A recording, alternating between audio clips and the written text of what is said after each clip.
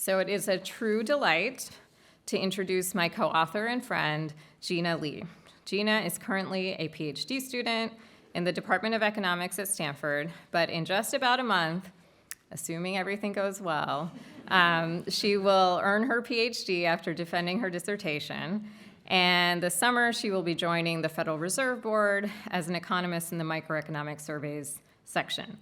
Her research interests include health economics and public economics, and her job market paper investigated how healthcare utilization changes among low-income Medicare beneficiaries when they gain Medicaid coverage. She is also the co-author of a new study that Mark mentioned earlier, which investigates how some program changes resulting from the 1983 amendments to Social Security affected claiming behavior. And as Mark mentioned, that paper is available for you to peruse from the registration table. All right, well, I will hand it over to Gina, and thank you so much for moderating the session.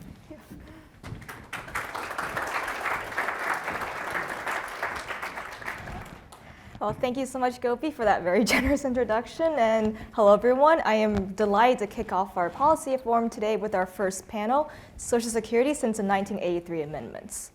So before thinking about how we move forward, I thought we'd take a step back and think about the last major reform to the Social Security program to see what kind of lessons we can learn. Our two panelists today will help us set the stage through drawing parallels with the past and thinking through the consequences of these past reforms.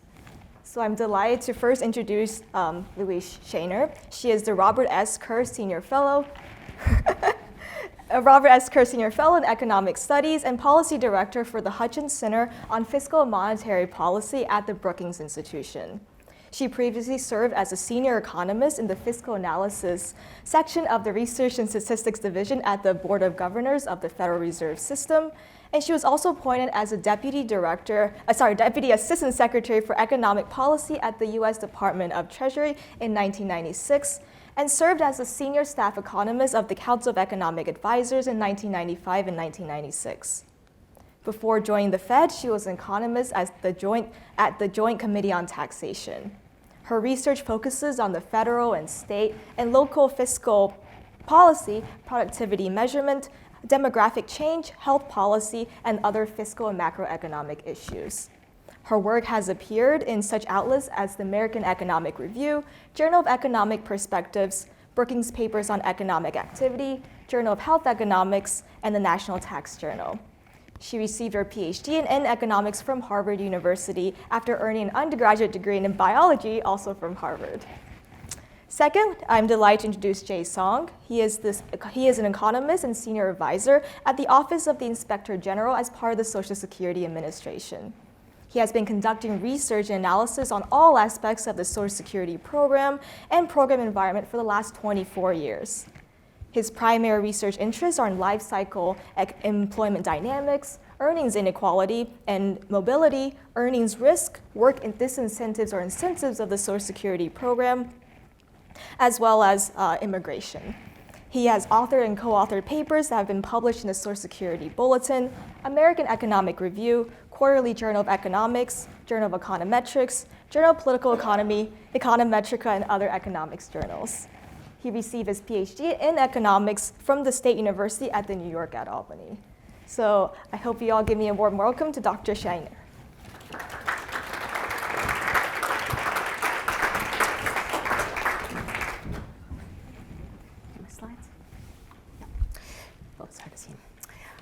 There they are. Great. Hi, thank you very much for that introduction. I'm delighted to be here to talk about Social Security. And again, as we said, we're going to look and see what we can learn about a past episode when we were worried about the sustainability of Social Security system.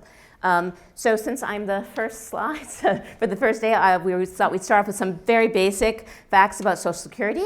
So Social Security is a big program, as Mark talked about, and it provides important income support to almost 1 out of 5 Americans today.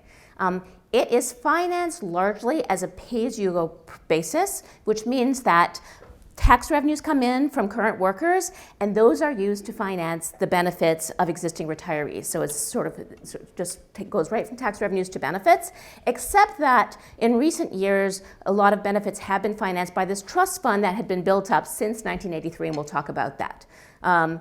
So why are we in this situation where we're looking at the sustainability of Social Security right now? It's basically because of population aging. So population aging has increased the ratio of retirees to workers. So if you had a system that was a pay-as-you-go system where you collected taxes from workers and you finance retirement benefits, and then the demographics change, so now you have more retirees, that system no longer works mathematically. Those taxes are not going to be sufficient to pay benefits, which is the situation we've been in recent years, which means you start to draw down on your trust fund and you start to deplete the trust fund. And as Mark noted, we now think the trust fund will be depleted sometime around 2034, plus or minus. And at that point, we're only going to have the incoming revenues. Those will be sufficient to pay about 80% of benefits. Okay, so Social Security faced this insolvency in the 1980s, the early 80s, leading to the major reforms that we're celebrating today. So we thought we'd talk about those. So let's start with the background to the 1983 amendments. Let's start in 1979. In 1979, the actuaries projected that incomes would be greater than benefits for 30 years. They're like, we see that there's going to be problems down the road because we understand that fertility has fallen since the baby boom generation and we have some aging of the population, but we have plenty of time, right? We have 30 years where there's no issue at all. They did have a trust fund in 1979, but it was quite small. It covered about 20% of annual costs, so there wasn't a big cushion. And then I say recessions, but it's really like economic conditions changed in the early 80s. There was high inflation, real wages were low, there was 2 recessions, and that hurt the incoming tax revenues and boosted relative to the beneficiary costs, right? So all of a sudden, they saw that the assets were being depleted because incomes were lower than costs. And so they looked like within a few years, we're not going to be able to fully pay benefits. So now let's go to that chart on the right. So this is the projection that they had right before the amendments. So the blue line is costs, and the orange line is income. These are both as a share of payroll. So the income is the tax revenues coming in, and the costs are the benefits going out. So you can see right at the beginning from like 1980, for like 7 years, that blue line is above the orange line, which means that costs were greater than income. So they were going to be using up the assets. They didn't have very many assets, and they're like, we are going to deplete the assets. But if you look a little further, you see that was temporary. And then income was going to be higher than costs for many, many years. So averaged over 25 years, even in 1982, they were like in good shape, right? It was just that there was a near-term economic conditions shifted that put the trust fund in bad shape. So what does that mean? So they only needed some small immediate changes to kind of get past those 7 years and then be okay for a while again. But what did they do? They did much more than that, right? They actually addressed the whole 75-year imbalances. So they did some things that helped in the short run, like they delayed COLAs for 6 months. That's the increase in benefits that comes from inflation, and inflation was very high in the 80s, so that actually raised a lot of revenue. They did I don't have time to go through all the list of what they did. One thing I do want to talk about is they increased the retirement age. Now this was in 1983. The retirement age for Social Security was 65, the full retirement age, and they increased it to 67, but they didn't do it immediately. They didn't even start raising the retirement age until 2000. So they did this big change that was not popular even the way they did it, but it didn't affect people immediately. It was really far down, and it was very gradual. So it started in 2000. It went up 2 months a year for 6 years, go from 65 to 66. There was a hiatus, and then it went up from 66 to 67, and we're just finished that transition now. So they did enough with all these different reforms to get back to 75-year solvency, which means they thought they would be able to pay benefits for 75 years according to their projections. Okay, so now let's compare the challenges in 1983 to the challenges today. So what I've plotted here are the imbalances. That's the difference between the income and the costs. So the blue line is what they were looking at in 1982, and the orange line is what we're looking at today. So you can see on the blue line, yeah, there's a few years where there's some deficits, but then they have years of surplus. We don't have that right now. We have deficits now. We're not fully through. We're about halfway through maybe the transition of the baby boomers going into retirement. So the imbalances are just growing, and then they're going to stay high because we don't think aging is a temporary phenomenon. We think that we're going to be, fertility is probably not going to go back to 3. In fact, some might argue that these are too optimistic because it's not really taking into account the declines in fertility we've seen in recent years. And so we have a population that's going to be permanently older and therefore permanent imbalances in the program. So you can see that the challenge is much bigger today. The 75-year imbalance is a number that the actuaries come up with that calculate, like, what would you have to do today if you started now and you would make a permanent change that would allow you to pay benefits for 75 years. So in 1982, it was somewhere between 0.8 and 1.8% of payroll. They had sort of 2 intermediate projections. And today, the intermediate projection is for it to be 3.8% of payroll. So it's at least double and maybe more than 4 times harder now than it was then. So what are the implications of this comparison? So the changes have to be larger and sooner than in 1983. We don't have the same kind of runway where we just have to get back a few years and then we have plenty of time to worry about solvency. We need to worry about solvency like now. Without the trust fund, this is something that people haven't talked about so much. Without a trust fund, so for the past, since 1983, we've had this big trust fund that's been built up because they made these changes that built up the trust fund. When you don't have a trust fund, even if you have long-term sustainability, solvency is very vulnerable to cyclical downturns, right? If we'd had the Great Recession without a trust fund, we could have been in trouble. But we had this trust fund, so like small, sort of temporary changes in incoming tax revenues don't matter. So what does that mean? It means that you could find yourself, if you don't build up another trust fund, you could find yourself having to cut benefits or raise taxes in the middle of a recession, which nobody wants to do. But how do we think about building up a trust fund? So building up a trust fund would require a current generation sort of to pay more, to pay a bunch now to build up this trust fund.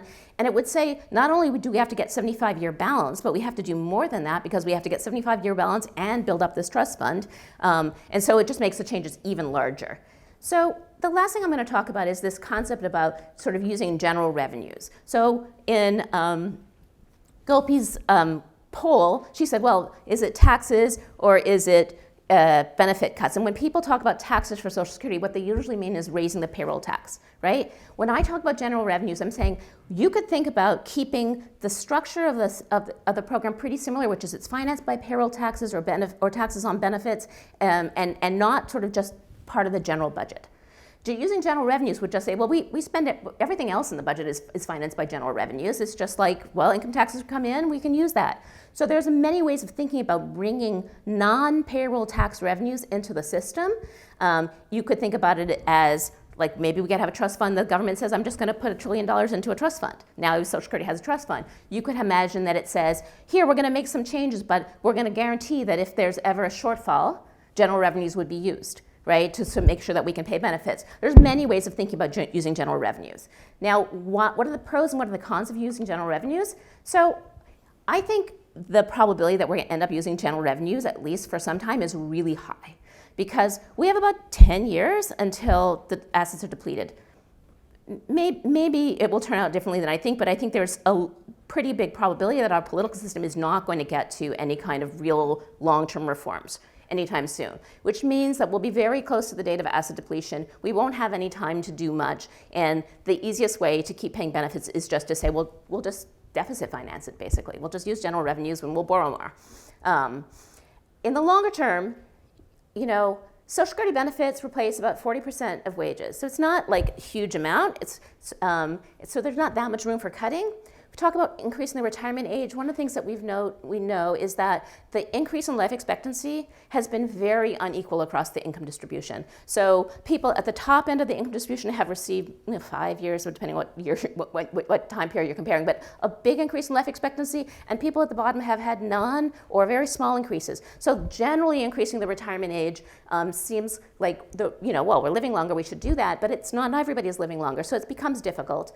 The payroll tax base on which Social Security is focused has become an increasingly small share of GDP. And so thinking about using general revenues just allows a wider range of possibilities. It just opens and say, we can use an estate tax, you could use anything. And so you might end up having a more progressive or a more efficient or some kind of better source of financing than if you restrict it. And then again, in the long run, without this idea of using general revenues, I worry about no trust fund and economic downturns. So my last slide, okay. What are the cons of using general revenues? So I think the cons that most people would say is, well, you relieve pressure to actually address our long-run fiscal problems. If we did that, people say, oh, look at that gimmick. They said they solved Social Security finances, but all they did was borrow more. And so the trust fund it sort of adds a degree of urgency for the long-run fiscal problem. Now, the same argument is made in favor of the debt ceiling, and we can see how well that's going. So it's not clear that you can use something like this to get political compromise, and maybe you can, but that's an open question. And you do, the argument to actually making those changes sooner is the sooner you act, the more generations you spread it over, the smaller the changes have to be, okay? The other thing that I think some people would worry about is going to something general revenues. I won't go through all the little bullets on the slide because I know I'm running out of time. It's just this idea of whether or not it would undermine political support for the program, right? Right now, people sort of view Social Security as it's like a pension. I put my money in, I get my benefits out, politicians shouldn't touch it, it's my Social Security, I paid for it. If it became just like any other government program, it was financed by borrowing, I think people would worry that it would then be on the, when we needed to cut, it would be sort of part of it, whereas now it's kind of been held outside of it. I'm not sure about the politics of that. I think as long as it stayed to have basically having payroll taxes and having benefits based on your wages, that wouldn't be a big issue, but I think that is a worry. So thank you very much.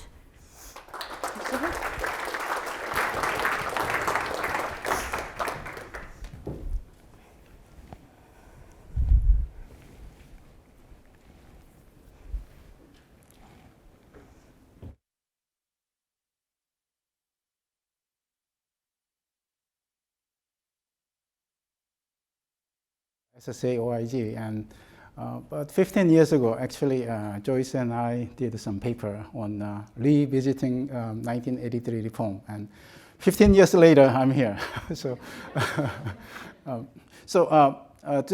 I'm going to just talk about what has happened after 83 reform. That's my topic, and I'm going to kind of show you some numbers, actually, how we get here, and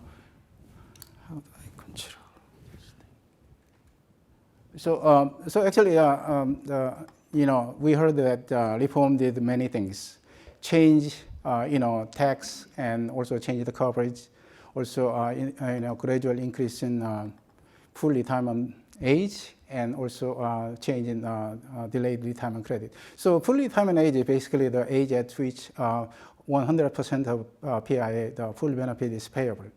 And DRC actually raised, it's a kind of a bump up.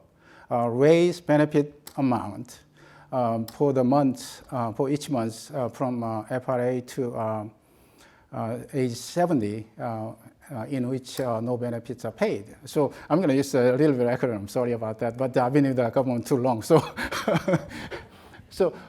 basically this chart summarizes change in full retirement age and DRC, how those change affect the benefit amount. Basically, it cuts the benefit. So relative to 1936 code, 1936 code is the kind of a cohort, the pre-83 reform cohort, and 60 is when this change is fully phased in. So if you look at the claiming age of 70, about 8% reduction, 6% reduction in benefit amount. So, and then age 62, 10% point reduction in benefit amount. So every age, no matter where you claim the benefit amount is going to be reduced.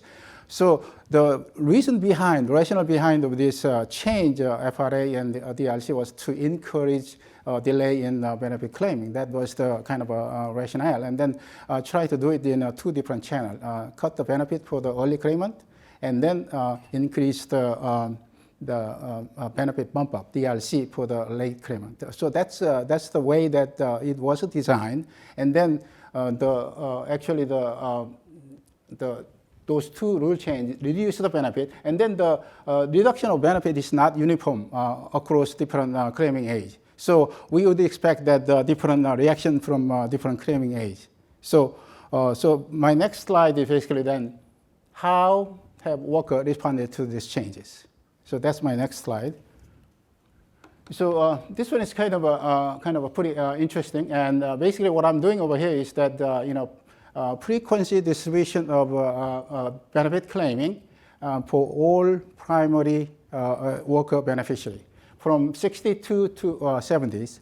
So the reason that I'm including 62 to 70 is I'm including only primary worker beneficiary, and then almost 100% of the primary worker beneficiary claim benefit between 62 and 70. So this is kind of a useful way to compare one cohort to another cohort. What happened to how they react to this change in terms of benefit claiming age. So you can see like three distinct things. One is very high, the bunching at 62, almost like a 40, more than 40% for 1936 cohort, and then we can see like another peak, another kind of bunching at the full retirement age, and then it is gradually moving toward the right side as full retirement age goes up, and then you can see another kind of a little bunching over here at age 70. So this bunching at age 70 is because of DRC and at age 70. So there is no gain if you delay more than 70 years old. So that's probably why they retire at age 70. And then you can clearly see the impact of full increase in full retirement age by looking at that, the sequential rightward movement of that peak, actually. So then the next question I have over here is that okay, so the people change their retirement age. So what happened to so they delay the retirement age, we delay the retirement age, and then is the delay offset the benefit cut? That's my next topic. So in this graph, I basically kind of calculate benefit as a percentage of PIA for actual as of actual retirement age for birth cohort 1930 through 1950. So if you can look at this one, the y-axis basically indicate the benefit as a percentage of PIA, and then the x-axis is basically the year of birth. And as you can see, the benefit amount as a percentage of full benefit amount, that's declining until 1942 cohort, and then it starts increasing quite a bit. So I think this indicates something very important, actually. Of course, this is not a lifetime benefit. This is like a monthly benefit or a yearly benefit. So in order to look at the full lifetime benefit, you need to take into consider mortality as well as PIA amount, full benefit amount. But this, as you can see, that the percentage benefit that increase, and then also we know that the life expectancy for the younger cohort is increasing also. And then also the PIA, also, I don't have that cover here, that PIA, the average PIA also increased. So three things moving into the same direction. So in a way that, the lot of the cut that we kind of, designed earlier was offset by this behavior reaction from retirees. Actually, that's something that I think we can learn from this chart. And then next chart is, okay, then, people change their retirement age in response to the program rule change. Who changed the retirement age? Who kind of delayed the retirement? That's my next question. But of course, this is, the detailed analysis requires a lot more complicated model. But here I just kind of simply tabulate lifetime earnings by each benefit, each claiming age, by 2-month interval. So lifetime earnings here, I'm calculating 21 through 60, annualize it, and then also the inflation adjusted, the values, and then I kind of plot that, the average amount by the birth cohort. So 43, 44, 45, 46, 47, 48. Their full retirement age now is 66 years old. And then as you can see, the peak, we can see a big peak at 66 years. 66 years. So this indicates that, okay, a lot of people retire at full retirement age. They tend to be high wage earners. And I think they are more likely to be white-collar workers, and they are more likely to be like a, professional, have a professional occupation. I found something like that from a pretty similar study that I did in the past. And so that's what happened. So looks like those people who have some more flexibility in terms of finance and health they tend to kind of delay their retirement. So they are more flexible in a way. I think that's a kind of a lesson that we can learn from this chart. And the next one, so I'm going to kind of, this is pretty short, but I think we learned a couple of important things over here that, people, behavioral reaction actually kind of, offset some of the reduction. And people actually react to the program rule change. So we saw from here, and then, in 2000, retirement earnings test was eliminated, and then we saw the kind of a pretty kind of a, strong reaction from that change. So people tend to react to the kind of this kind of change. So and then also that some of the benefit was kind of offset, and then it is kind of moving into kind of the other direction. And another point that I want to make over here is that the workers with the high lifetime earning, they are more likely to be adjust their benefit claiming age. And I look at kind of also the AIME, annualized indexed monthly earning. That's kind of the Social Security when Social Security calculate the benefit amount. I think that's a kind of that's kind of a number that we usually calculate. And I look at that AIME too, and also the AIME also for those people who retire at full retirement age, they are the highest also. So if you kind of measure in one way or the other, you're going to get the kind of highest amount for the people with people retire at full retirement age. And last two bullets, I didn't cover kind of anything during my presentation, but I think there was some impact on the work as well, and then also the Mark and Perry and myself, we did a little study maybe like almost 20 years ago or 15 years ago, and we look at the spillover to DI program because relative to OI, old age benefit, so full retirement age goes up, but disability benefits, they are still getting 100% PIA. So disability benefit become more generous. So the question is, do people claim more DI benefit? And I think we found some evidence of that spillover as well. So, that's my my presentation. Thank you.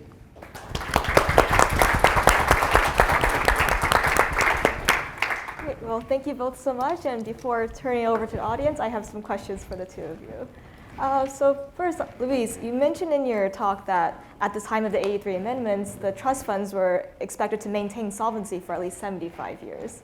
But that doesn't seem to be the case with most recent projections. Can you talk about, since 83, what kind of assumptions have changed or unexpected changes that have happened in the meantime for that discrepancy? Sure. So, I think it's important to realize that in 83, they did see the demographic transition coming. It's not like, oh, we didn't realize it. They saw it, they knew there were going to be imbalances. So the date is obviously a little bit earlier, but so the reason for that is mostly on the economic assumptions. So the Social Security actuaries actually produce this report every year that says, why are we different from 83? So you can see, so it's almost all economics. And I try to figure out which economic assumptions. So actually they did pretty well on GDP. If I look at the 1983 GDPs and actually what happened, they did GNP back then, they did pretty well. I think the biggest factor in the economics is the declining the taxable Social Security payroll is declining as a share of GDP. So you could get the top line right, but you're not going to get the tax base right. Why is that? The biggest reason is increasing inequality that they didn't foresee. So that for a given level of GDP, much more of the wages are outside of the system, above the cap, and that means that what's left is lower. The lower income have a higher replacement rate, so it's bad for the finances of the system. So I think that's the main thing. Other things like continuing healthcare cost growth is another, so that taxable wages sort of, people are getting more of their compensation in health benefits and less in taxable wages. But I think it's the declining, the inequality that is the biggest factor. But honestly, it's a long time to forecast for. They did not do terribly, really. And the short-term forecasts were quite good, it seems, especially, yeah. Thank you. And next for Jay, I want to follow up on these trends that you've shown in changes in claim behavior. And especially in the last 10 years, or the last decade, we've seen this quite large shift of folks a lot less likely to claim at age 62 and a lot more likely to delay beyond the full retirement age. Can you talk about the main drivers of this in the last decade? Yeah. So I think I can see like a few. Actually, first one probably is that program rule change affect the, generosity or benefit amount. I think that drives a little bit. And then also there are things called, signaling or institutional role of the retirement age, because, 62, 65, that I think drives a little bit. And then also that, some change in job type, for example. So less physically demanding jobs are available for elderly workers, so they can kind of stay at work a little longer. And also that, so they are healthier. So all these kind of things combined together, I think they are moving this kind of a age to kind of a, later age. I think that's the way that I can see it, yeah. Gotcha. Thank you, it's very helpful. And I also have questions for the two of you as well. So, knowing what we know now looking back to 83, were there changes or were there components of 83 that you wish reforms that you wish had taken place, or were there changes that you think should have been part of the reform that were not instituted at the time? So I'm not sure if there's one that would come to mind that sort of many people would have wanted. Is you could think about, they understood not only that we were having this demographic transition, but that they expected mortality to be declining over time and life expectancy to be increasing. And one thing you could have done is index something to some index of life expectancy. But as I said, I'm not sure. I wish they had done that, because that is across the board, and the life expectancy increases have been really unequal. So I'm not sure. I think that the reason I talked about general revenues is I'm not really sure that the solution to the imbalances of Social Security are within the structure of Social Security, which they wanted to keep at the time. It was a decision, and they thought about it, and they kept it. And so I'm not, sure that they should have sort of changed Social Security more in a way so we wouldn't have this problem. Yeah, I think one of the things that I'm not so sure that because I'm not a policymaker, I never get involved. So one thing that 1983 and now is quite different time. And 83 when we had this amendment, whether we kind of knew what kind of a behavioral kind of a response would have around this time. So obviously that data telling us that basically that people kind of responded. And then their response can work in favor of the goal of the reform, or the other side. So I think that that kind of a behavioral reaction, how that behavioral reaction would impact the reform. I think that's kind of another interesting thing that one can take a look at it actually. Yeah.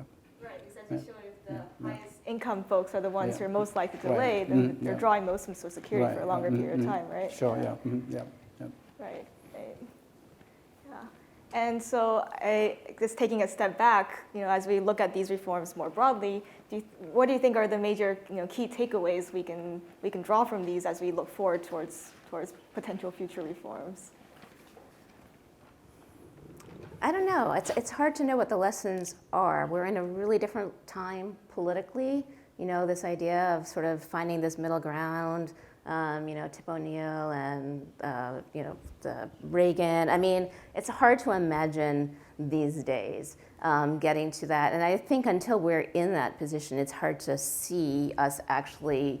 I think that's what we need. If you're going to reform a program like Social Security, you sort of need bipartisan buy-in, or so I'm not sure. I mean, you saw that, this idea that something could work when you do it very far out, I think is an interesting one. And I think many of us would have expected that as the retirement age increase started, you would have seen, it would have been repealed. And it wasn't, and not only was it not repealed, but you didn't even see much outcry.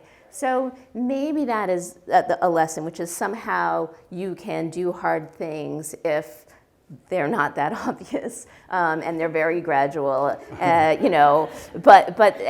so maybe that's a lesson. And I said we don't have as much runway, but the problem is getting worse over time. So you can imagine some combination again. So there is a lesson. You can imagine some combinations, some things that get us through a few years, and some things that take longer to kick in. And I feel like the final compromise will be something like that to the extent it stays within the program. And if it doesn't, if it starts using general revenues, then then we're asking not about the program, but we're asking when are we going to address our long-term fiscal challenges more broadly. And I think it's important to remember that when you see the projections of the federal debt and deficits that CBO puts out and everybody, those assume that the benefits will continue to be paid despite the fact that the trust funds are depleted. So it's not as if using general revenues would make these projections worse. It's already implicitly assumed that general revenues are used. And this feature of committing now to future changes is pretty more unique, no, among different types of legislation. Yeah. I mean, I think so. If you think about how often we have tax reforms, so you do this big tax reform and you think you've committed, here's the tax law, and then you have another tax reform. So it's not usually things last that long. So there was something a little surprising about that. Right. And maybe it's because we understood people were living longer and the program was, in bad shape and no one wanted to sort of undo it. But it was interesting that it worked. Yeah. Yeah, I think maybe this is kind of a slightly different perspective, but a couple weeks ago, I happened to kind of see kind of a publication by SSA, basically looking at income of age 65 plus, and I was looking at the share of total income for elderly people.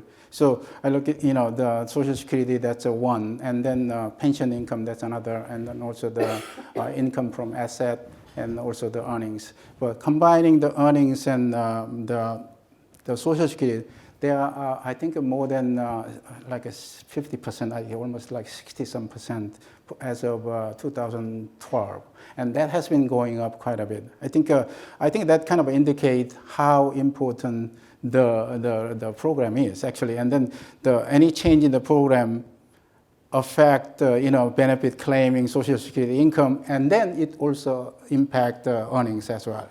So any kind of change, 84 reform, 83 reform, or upcoming reform, that will kind of have a kind of a huge impact on the income of elderly people, and that's kind of how important it is, I think.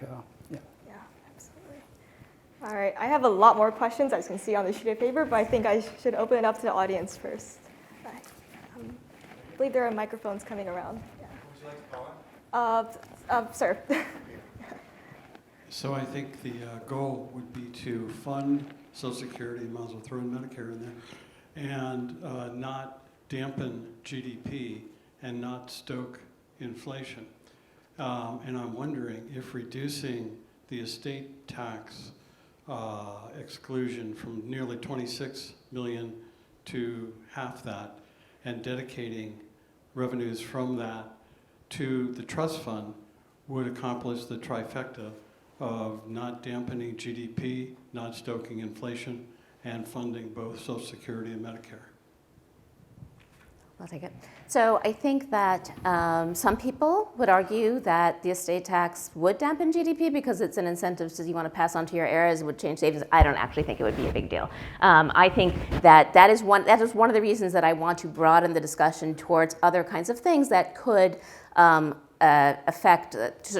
put Social Security in a solvent position that doesn't necessarily change the program itself. In terms of inflation, remember, as I said, in terms of the projections, this idea that Social Security benefits are going to continue to be paid is already in the deficit projections. It's already in current. So, like, if we actually cut benefits by 20%, that would have like a recessionary impact and a deflationary impact. So I'm not really worried about Social Security being a source of inflation. But you want to choose among tax revenues that aren't, that have good incentive effects, and you might think, well, let's make the estate tax a little higher and capture more estates. I think that's a reasonable thing.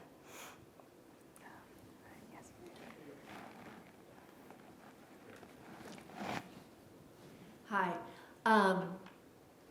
The data refresh on what has happened is really useful. Sometimes it's not about projections, it's about history. One quick question, hopefully I get a quick reaction, and then I'll go into more in depth. I think when most people hear the comment that the system will be insolvent, they assume that means nothing's going to be paid. But in fact, the way we're using the term insolvency today is 80% of benefits, correct? Okay, so I just want to verify that because I think that that's interesting for most people, particularly younger people who say, you're insolvent, and they say it won't be there.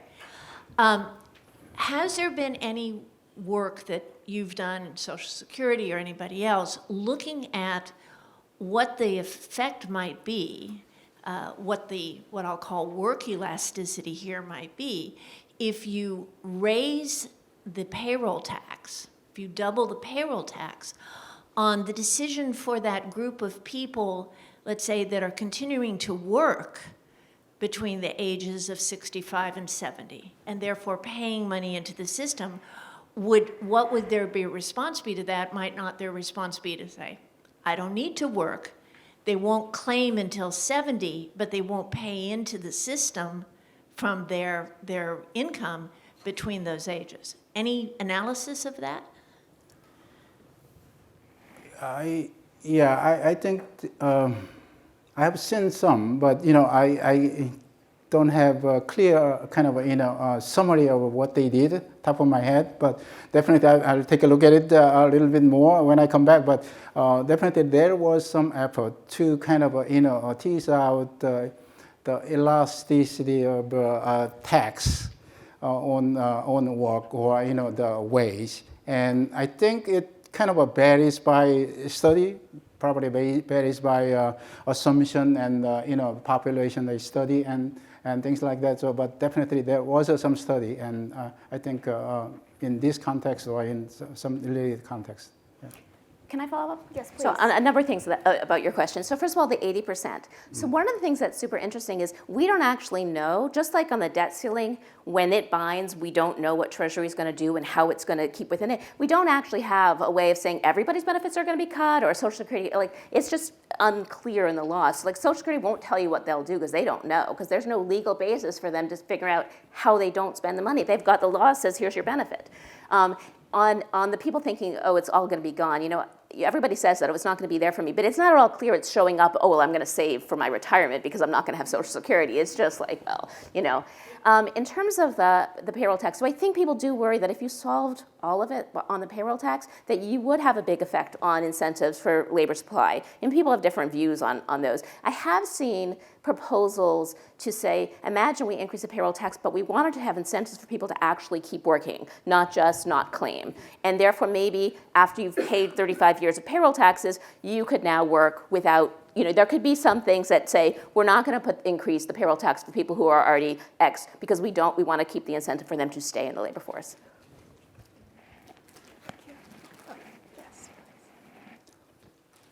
Yeah, so my question builds on one that Gina asked, which is, like, what lessons can we take from this historical experience for future? And specifically, Jay, the discussion of changes in the full retirement age and the behavioral response to that is interesting. So I just wanted to get a sense, if you could imagine having a very simplistic assumption that if you change the full retirement age, that the only thing that changes in people's response is people who would have previously claimed at the original full retirement age shift to the new retirement age, and all of the behavior stays the same. So you could imagine the budgetary impact of that. But then there's all the other changes. But then people may, in response to that, decide to start delaying till age 70, or they may be more likely to start at age 62, or they may go into DI because it's a longer period of time before they. So I just want to get a sense of, like, how big are the behavioral responses in eroding the impact that changes in the full retirement age would have if people only changed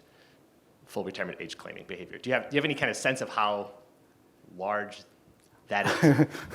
So how large? So so how what's the kind of our kind of a measure? So it's that question, but I think it's pretty big.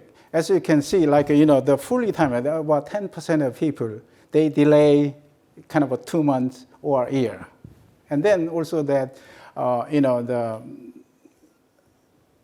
at 62 again, people can also change it quite a bit. And DRC, when DRC ends 70, I think 1950 cohort, we have almost like 7 or 8 or 9% the bunching at age 70. So that kind of shows that reactions are pretty big. But we cannot say this is all coming from this the reform. But I think it could went through a different channel, of course. And but I think that as kind of people get I mean, as kind of time goes on, and people get healthier, and they have a kind of a comparable skill level to the younger cohort, then the reaction could be much bigger in the later kind of years. So I don't think it's going to be getting smaller, but it may get larger. I mean, so it's hard to say that how much, but I can say that this is kind of a big enough and important enough to kind of for policymakers to pay attention to it, I think. Jay, I want to follow up on that one, just on that question, because you have a really good point. You had mentioned in your comments, so also the institutional changes that could have an impact. And so I think it's important for historical context that people understand here. A little over 10 years ago, when someone went to Social Security, talked to a claims rep, and they said, I'm 62, when should I take benefits? Right, yeah. The agency said, take it today at 62, because you'll be ahead for the next 14 years. Yeah. Not telling them that at age 76, you'll then be behind for the rest of your life. Yeah. And the agency was using a break-even analysis. Right. We got rid of that, Andrew and I, at Social Security under Commissioner Astrew, and now it's a personal decision. And they get a one-pager that has a nice little bar chart that says if you got $1,000 at your full retirement age, you're now getting $720 at age 62 or $1,240 at age 70. And that chart, they look at it and go, wait, what does this mean? Because people still hear the early eligibility age, and who wants to be late for getting your benefits? They still don't understand the formula or how it works. A lot of people don't. The modal age of claiming is still 62. So what you're seeing now is a change in the signaling and the messaging. Like when I walked into the agency over 10 years ago, we had posters everywhere, 62, 65, 70. That was the poster, which sent the signal that 62 was the first age you should start claiming. And now we're making it a personal decision and talking to people. So that's having an effect. And then the other thing I wanted to point out about your research is you're showing that those who are claiming later tend to be those that can afford to claim later. And I think as we start talking about raising the retirement age as a policy option, we need to keep in mind that for those who cannot afford to delay claiming, those reduction factors will be larger, and that means that benefit at 62 will be less meaningful. So we need to keep that in mind when we're talking about reform options. Yeah. Good point. Hi, thank you. And I'm wondering, so we know what they did in 1983. Do we know what they considered doing and didn't do, and why? I'm trying to remember, so the commission itself did not recommend the increase in the retirement age. They considered it, but could not get the votes on the commission for it. And so it was like I looked up the report, I wouldn't have known that prior to this week. It was like in an appendix as like one part of the recommendations. And I think the other part were more progressive and wanted more tax increases. So one of the things that people look back and say, and look at the reform on, is it was actually quite heavy on benefit cuts. So the retirement age, the increasing the tax rate on self-employment, the retirement age, getting rid of the COLA actually mattered. And so I think the more progressive and wanted more tax financing. But I don't know what else. I don't know if anybody else does.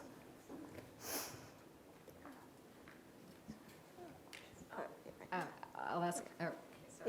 Yes. Well, so we were talking a bit earlier about how you could have changed the benefit structure by just reducing benefits and maybe change the slope a little bit because you reduce them less at age 70 without changing the retirement age, or you could have increased the retirement age. And economically, those are the same exact thing, but they have a different effect in terms of how the benefit schedule is framed. And I'd be curious to hear your thoughts on whether that is another lesson we can take from 1983, or what might have happened differently if instead of changing the retirement age, we were tweaking the schedule without framing it in that way. Yeah, I think then, back to kind of Jason's comment. So we can change the schedule without changing the retirement age. That's doable.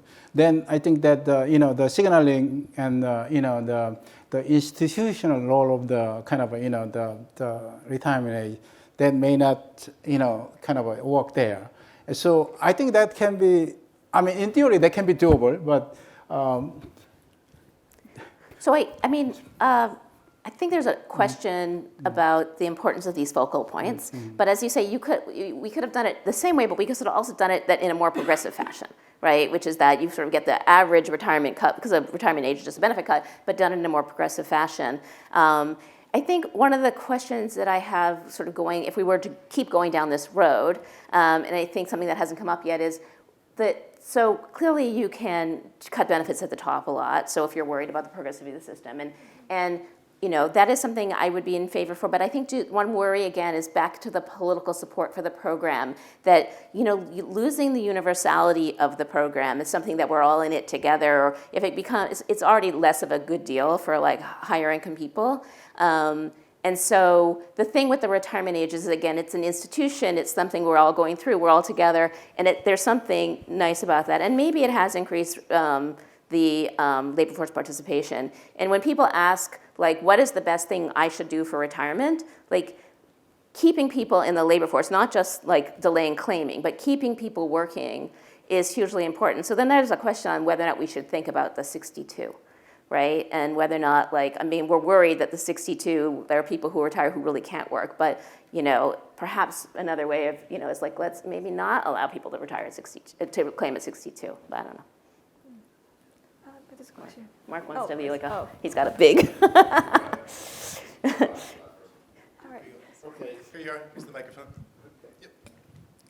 Thanks. I think it's helpful to think about what was going on before 1983 a little deeper, because Congress, either every 2 or every 4 years, had to raise the tax. And what it really became was more of an annoyance, because there was immense political pressure to maintain the program because it was popular, and this was not something that, as a member of Congress, you wanted to vote against. So partly this is a compromise from relieve us of political pressure.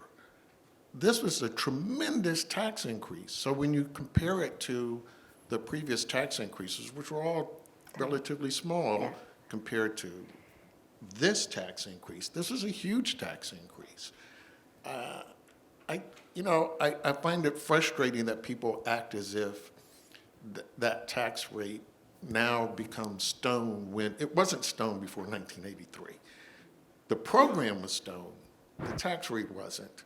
And that tax rate increase, which was huge, now by comparison, as you were mentioning, had we corrected this back in the 90s, or in 2000 when we understood the effect of inequality, that would have been tiny. Tiny not only compared to 1983, but kind of tiny compared to some of the pre-1983 tax increases, which in a couple of years had to be very big. So is there something wrong about us having moved to this concept that this program has to be all-seeing, omnipotent, and away from what was the reality for the previous 50 years of the program?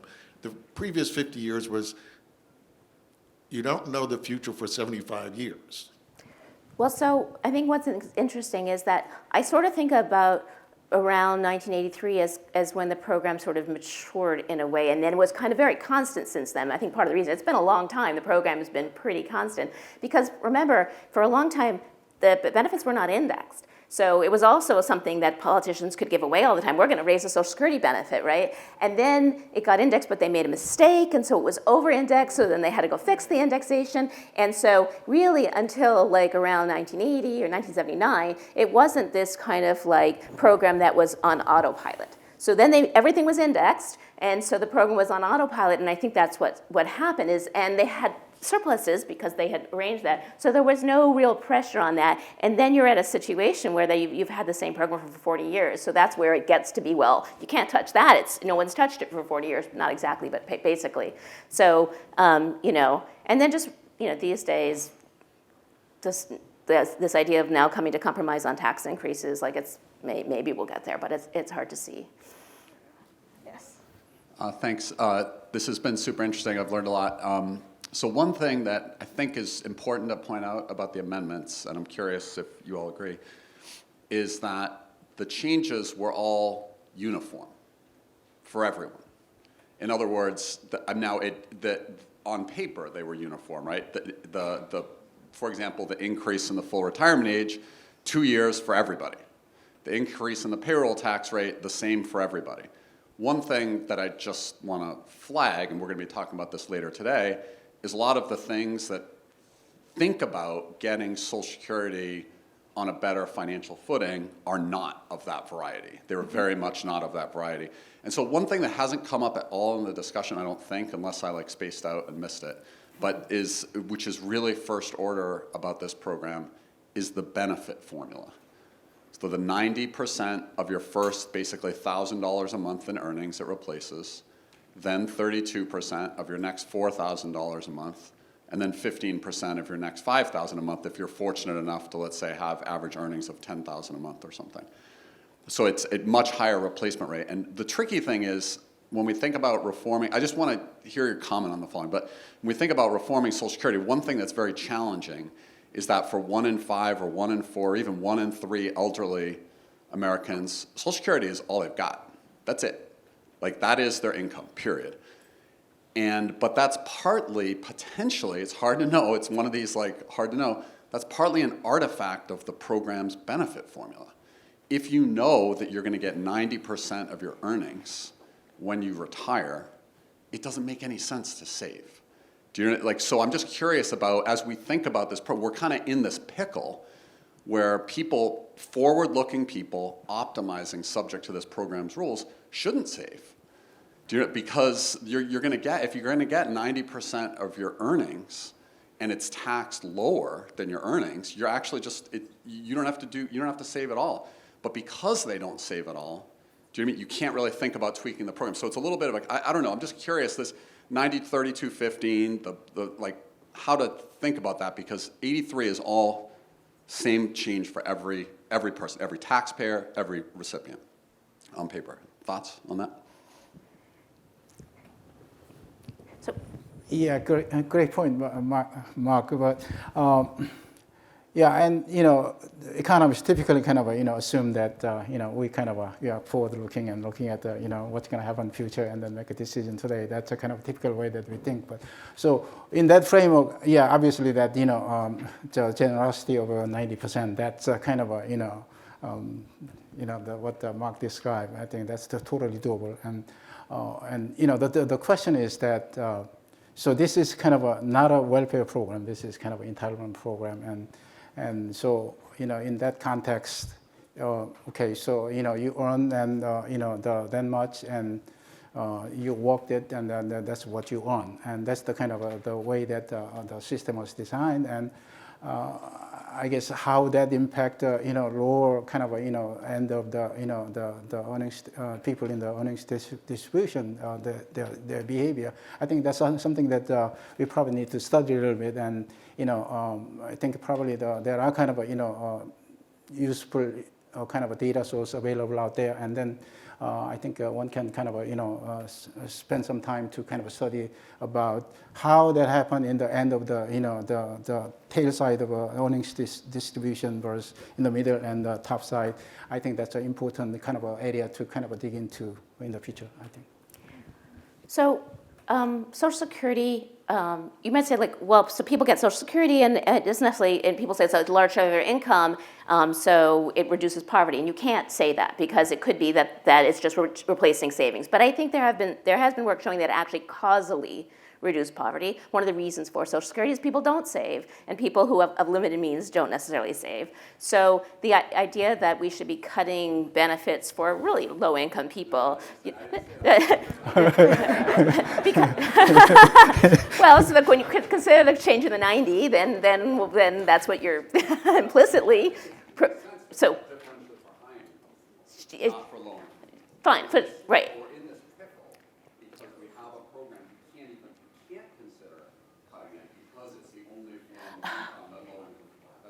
Oh, I see. Wait. I'm not suggesting let's cut it and hope they save more. Okay. Well, I mean, we can cut it for higher income people. As you say, we already have bed points, so it's not that difficult conceptually. It's not as if everybody gets 40%. Like, we've never had that universality. So we do have the ability to do that. And then I think it's just a matter of, how much do you want to push that as the way of sort of getting higher income people to contribute more, or do you want to just go broader and find different ways that I also think would be sort of progressive, that maybe wouldn't make this a really bad program for high income people who like get nothing? That's what I worry about. All right, I believe we have time for one final question. What impact would the legalization of undocumented immigrants have on the scope of the problem and potential options for solutions?